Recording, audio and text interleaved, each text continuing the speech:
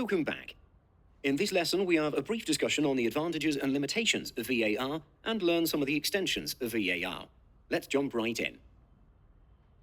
We'll begin with the advantages of VaR. First, the concept of VaR is simple and easy to understand. Although the methods to estimate them may be complex and technical, even individuals with little technical background should be able to grasp probability concepts. Portfolio managers should be able to effectively communicate the risk of a portfolio to stakeholders by explaining its VaR. The VaR also provides a basis for risk comparison across asset classes and portfolios, giving the risk manager of an organization a better picture of how much risk each trading unit contributes to the overall risk exposure of the organization. This allows the risk manager to optimize the allocation of capital when given a maximum VaR that the organization should be exposed to, a process known as risk budgeting. For example, the equity trading unit may be assigned a maximum daily VaR of $50 million, while the bond trading unit may be assigned a daily VaR of $20 million. In the same manner, managers can evaluate performance by calculating the risk-adjusted performance of individual trading units using metrics like profits per dollar of VaR. Most global banking regulators generally accept and encourage banks to use VaR as a measure of financial risk. However, they do not prescribe estimation methods or impose a maximum VaR. And lastly, the reliability of VaR can be verified by backtesting using historical records of the various risk factors. For example, if the estimated daily 5% VaR is claimed to be $1 million, we can determine using historical data on whether losses of at least $1 million were incurred on 5% of trading days, subject to reasonable statistical variation. Despite its many advantages, users of VaR should also be aware of its limitations. First, subjectivity, that is, the VaR estimate of one analyst can differ significantly from that of another.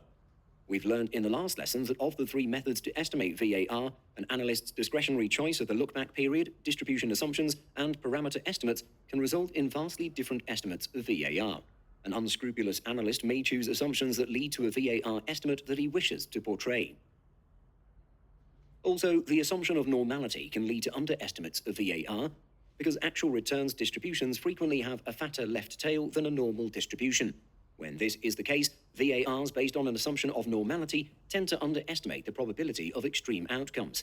Although the assumption of normality is not a requirement of VaR, it is almost always used by analysts, especially when using the parametric method. The frequency and magnitude of such tail risk events may be due to failure by analysts to take into account the liquidity of the portfolio securities. In a market distress, a liquidity squeeze may require sellers to liquidate positions at a steep discount. A VaR which does not account for this will understate the actual losses incurred when liquidating positions that are under extreme price pressure. Another phenomenon in a market distress is that correlations among all assets tend to rise significantly. As most analysts tend to estimate VaR based on normal levels of correlation, there could be an overestimation of diversification benefits, and consequently the VaR could underestimate the magnitude of potential losses. While VaR is simple and easy to understand, there could be the risk of oversimplification and misunderstanding. Some people may perceive VaR as a worst-case scenario, which is not accurate as losses can exceed VaR. Besides, a portfolio loss might remain under the limit every day, but the possible cumulative loss over an extended period may come as a shock. And finally, VaR only considers the potential losses such that the potential gains are often ignored. By focusing only on the potential losses, the user of VaR may have neglected the potential returns of the portfolio. Certain extensions of VaR seek to address some of the limitations with the classical definition of VaR. For example, conditional VaR states the average loss conditional on exceeding the VaR cutoff. In other words, conditional VaR lets investors know how much they can expect to lose if VaR is exceeded. As such, it is also referred to as the expected tail loss or expected shortfall. CVaR is easy to calculate when the historical simulation or Monte Carlo method is used. From the ordered results, we simply take the average of all returns lower or equal to the VaR. The calculation using the parametric method is much more complicated. Beyond assessing tail risk, a risk manager often wants to know how the portfolio VaR will change if a position size is changed. This effect can be captured by a concept called incremental VaR. This is simply the new VaR estimated after the change minus the VaR before the change. A related measure is the marginal VaR. If we plot the portfolio's VaR against the weight of a particular security in the portfolio, we may get a curve. The slope of the curve at its current weight is known as the marginal VaR. That is, the change in VaR for a very small change in the security's weight.